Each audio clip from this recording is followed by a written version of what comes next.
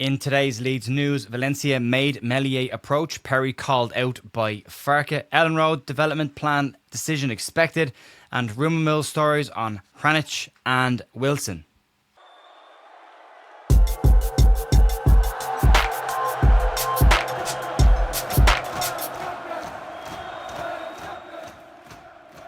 Hey folks, welcome to the Leeds View. Thursday morning, the 8th of January, with your Leeds United news. Hope your day is going quite well so far.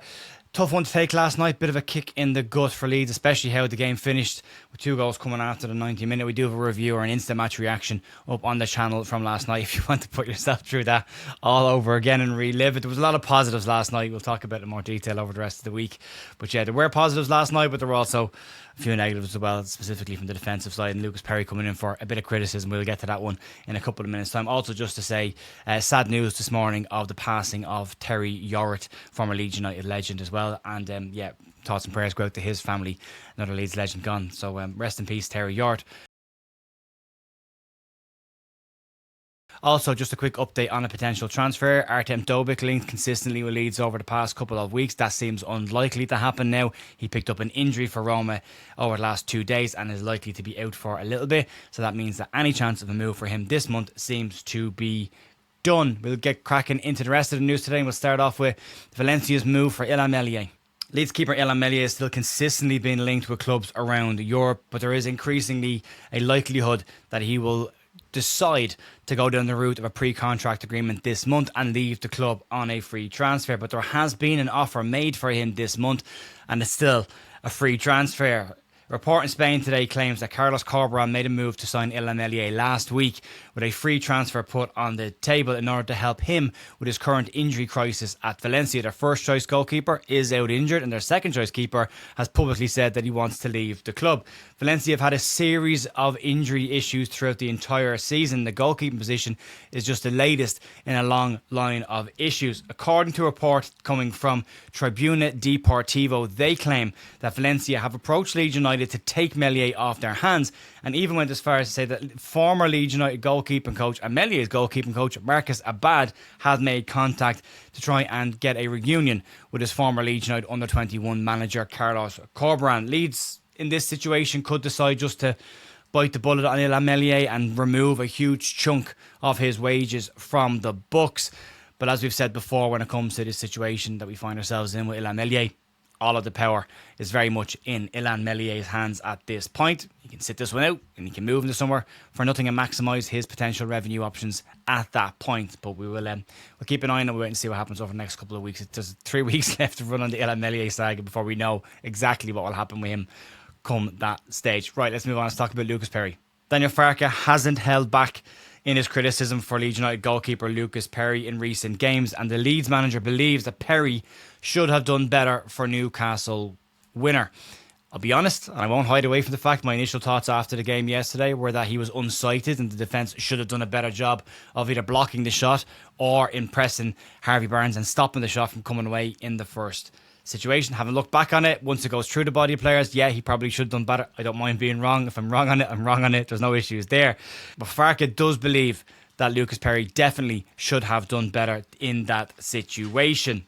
It was an absolute gut-wrenching situation last night to find ourselves in. Had been leading going into the 90th minute to find ourselves then to concede 2 goals in 12 minutes of injury time that were added on. But Leeds did show a huge amount of positives going forward. But personally, defensively, were where the issues were. Leeds didn't do enough to stop consistent crosses coming into the box and putting pressure on themselves, and they didn't do a good enough job of getting out to the edge of the box and closing down Newcastle's midfielders as they pressed to try and get an equaliser and a winner. And with the quality that Newcastle have, you can't allow them that time and space around the edge of your box. Daniel Farke, though, has made it clear that Perri should have done better, and he hasn't held back on what he said about him, and this is what Daniel Farke had to say.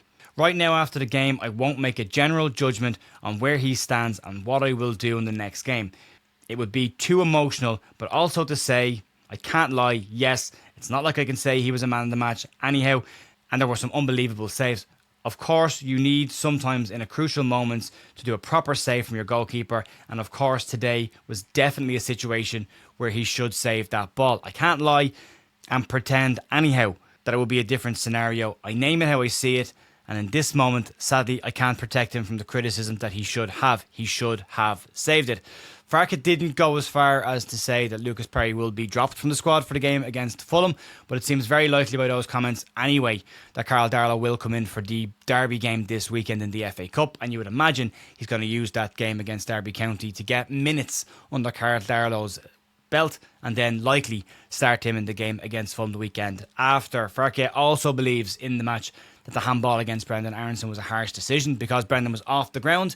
He doesn't believe he was trying to make his body bigger and the ball hits off his arm, but it is a similar kind of situation to the penalty that Leeds got where the Newcastle player was reaching to try and get ahead on it and his arm was hanging down and the ball hit him. So tougher one to get away with, I think, in that situation. The arm is dangling from Brendan, who had another very, very good performance last night from Brendan Aronson. Disappointing that the penalty was given against him. Let's move on. Let's talk about the Elland Road decision. Leeds City Council will meet today, and one of the topics that will be on the agenda will be the redevelopment of Elland Road. Leeds need to get over the hurdle of traffic congestion as well as their all-round transport plan if they are to get the green light on the project. The travel plan has been the stumbling block over the past couple of months, but Leeds now believe that their current plan is sufficient enough to get the green light. Leeds have received support from the council's highways department as well as overwhelming support from the local community, and the council will meet today at 1:30 in the Civic Centre in Leeds, where the YEP believes Leeds United will get their final set of approval. If they do get it today, construction work is expected to start in May around the two stands, and it will take approximately 2 to 3 years for each stand to be completed. The final completion date of both of them is 2030, so they've got 4 years to get the two of them done. The markings have already started on this. They've started lining it all out, and the plan is to start in May, so the recent delays won't delay it anymore than it already has been. They worked around this. They had plans built in, and the plan was always to start in May and then build the stands around the existing stands in order to alleviate any concerns of issues or attendance drops during the construction phase. Let's move into the rumour mill territory. There's two stories from the back pages today. As always, they're rumours, pinch of salt, you know the deal. Let's crack on. First one to start off with today is Robin Hranac, the Hoffenheim fullback, has been linked with Leeds United, West Ham United, Burnley and Nottingham Forest in the German media over the past couple of days, and the defender himself recently spoke to German outlet Kicker, where he said it was his dream to one day play in the Premier League, and he's been linked with a few Premier League clubs right now. The issue with this one is there's no real concrete links outside of some aggregate sites at this point. There's no mentions of a fee. He's had 15 starts this season, right-hand sided player. We'll give Leeds United cover in that position. They've got James Justin and they've got Jayden Bogle in that position, unless they decide to use James Justin as a left-sided option there. But they do need another cover in that fullback position. Last night showed that as well with Jayden Bogle out of the squad. Sam Byram is the next option there. They'll need somebody else in the next couple of weeks if they decide to do anything, but it would be in their interest to get moving on this one if they possibly can. The other name that's floating around is Callum Wilson, and this one feels like an easy one to throw out because Leeds did have some interest in him in the summer. Leeds are looking for a striker, and Wilson is about to become a free agent as his contract with West Ham will be cancelled by mutual consent, and reports have linked him again back to Leeds United. Wilson was on a 1-year deal at West Ham. It was very heavily incentive focused, but he has scored 4 goals and got 1 assist this season for West Ham, which is not bad, the 8 starts that he's made for the club. Fraser Fletcher from Sky Sports says that there is significant interest in Wilson this month.